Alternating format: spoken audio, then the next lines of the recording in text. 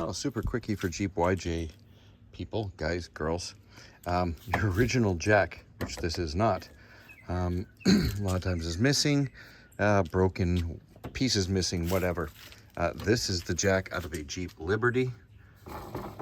They unscrew, they're underneath the back passenger seat, rear passenger seat. They just unscrew from the ground.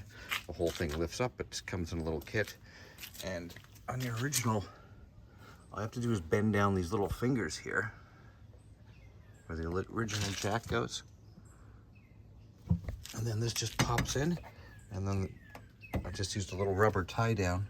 It's about 8 inches long, goes under, wraps along, and pops up under there. You can see it just clips on.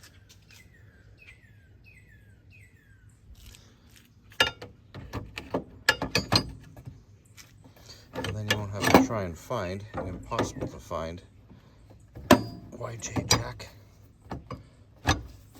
set and all the associated pieces, and this stays in there nice and firm.